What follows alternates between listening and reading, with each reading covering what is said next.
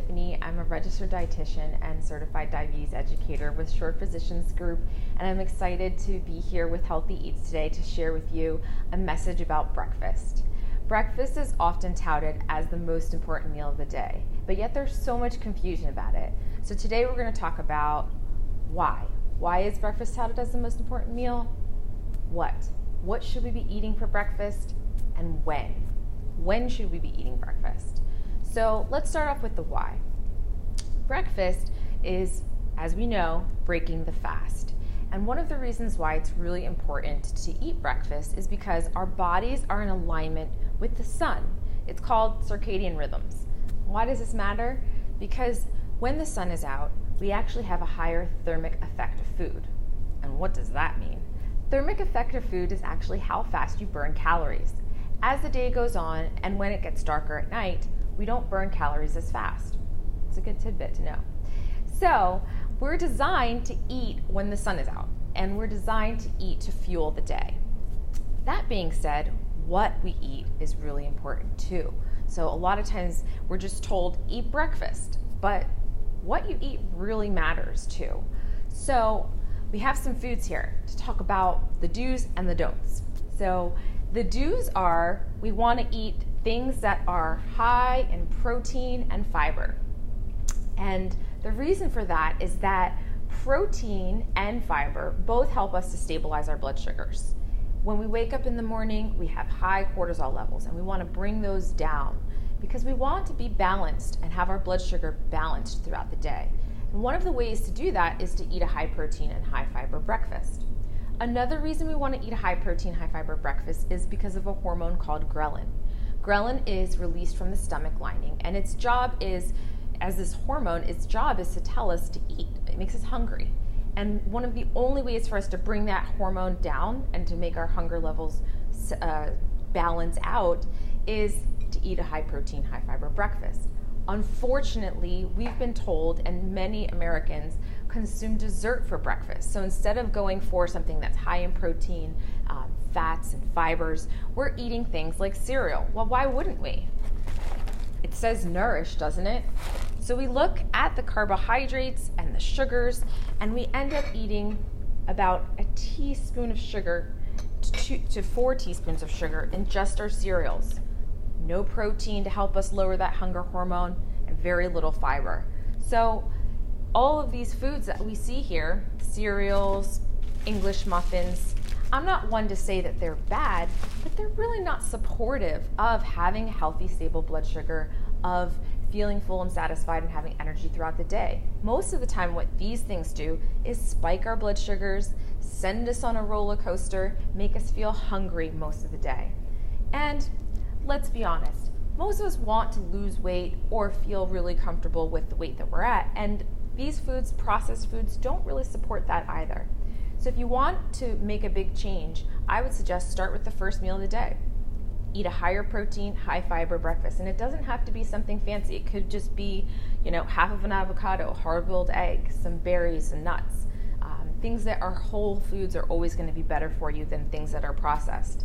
One other tidbit about these cereals, by the way, is that they have glyphosates in them, many of the cereals, and glyphosates are basically weed killer that can cause cancer. So a lot of processed foods have these other ingredients in them, like trans fats, and hydrogenated oils are trans fats, and all of these sugars that are really just harmful to our health.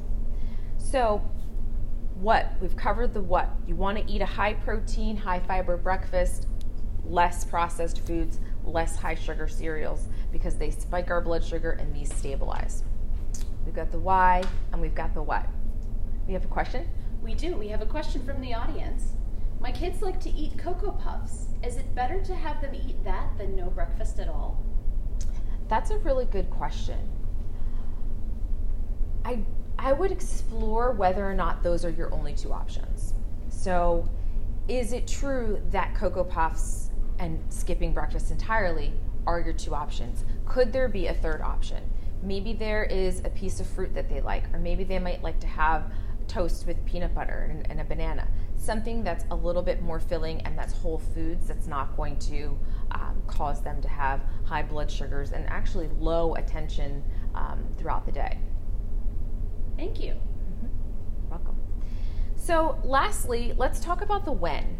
When is really important too, because a lot of people are in a rush in the morning and they just feel like they are left with bad options for foods when they're rushing around.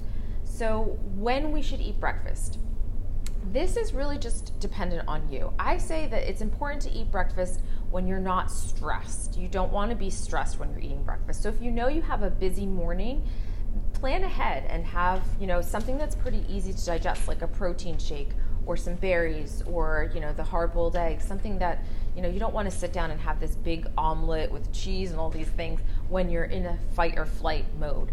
So really make breakfast work for you. It doesn't have to be a large breakfast, but it does have to be or should be something that's high in protein. That being said, one of the common things that I hear is, I'm not hungry for breakfast in the morning. And so this is where the timing comes in. If you're not hungry for breakfast in the morning, check your evening routine. A lot of times, the majority of my patients that aren't eating breakfast are eating too much late at night. And there was a study that showed that they took two groups of people, and the group of people that ate breakfast and had 3 meals before 7 p.m. versus the group that ate after 7 p.m. Lost more weight. So just by the times that you're eating, that can make a big difference in your weight loss. You want to make sure that you eat most of your meals, again, during the day when the sun is out, when your circadian rhythms are burning more calories. We have another question. Yeah. Time is always an issue. What are some of the best quick breakfast options out there? Yeah, the best quick breakfast options. I would say one thing that's really good and popular is overnight oats you can do. But one of the things that's missing with overnight oats is protein. So I always suggest adding a little bit of protein powder to it and not going over a cup. Because unless you're doing some kind of endurance sport or going to work out, you don't need that much sugar. And oatmeal is a good source if it's a whole, like rolled oats. It's a good source of carbohydrate, but too much can also not be good. So balance it out with protein and try to keep it to about a cup. And don't add fruit because then you're adding more sugar. Thank you. You're welcome. So back to the when. We want to make sure that we're eating most of our calories during the day. So one of the things that I do with my patients is if I find that they're not eating breakfast, then I say, okay, well, let's talk about what you're doing at night. 9 times out of 10, late night snacking, eating after 8 o'clock at night, that's why they're not hungry for breakfast in the morning. If that's the case, see if you can bring back your dinner window. Maybe try having dinner around 6:30 or 7 and not eating after 7:30. You'll probably find you're hungry in the morning. If you give yourself at least 12 hours between dinner and breakfast, that's a good overnight fast that will help you feel more hungry in the morning for breakfast and get you started on that new path, that new cycle of eating mostly during the day and less at night. So we've covered the why. Why do we eat breakfast? Because we burn more calories during the day and we need that energy during the day, and it helps us to stabilize our weight. Then the next thing, why? So, the next thing is when. When should we eat breakfast? Again, it's during the day. So we're going to eat before 7 o'clock at night. Try to eat 3 meals during the day and avoid processed food. That's the what. So instead of eating processed food, try to eat more of your proteins, your healthy fats, and your fibers. So we've covered the 3 biggest questions that I get about breakfast. Does anyone have any more questions?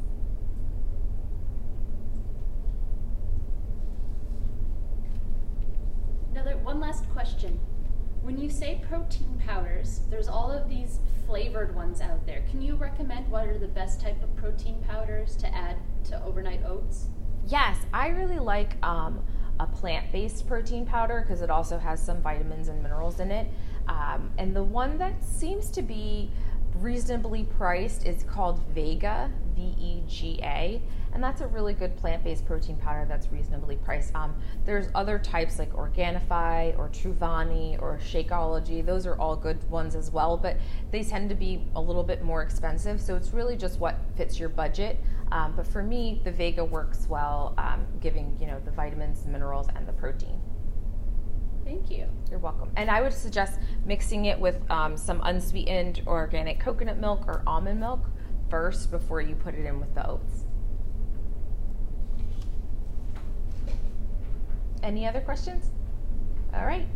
Thank you. Have a great day, and don't forget to start your day off with the right breakfast.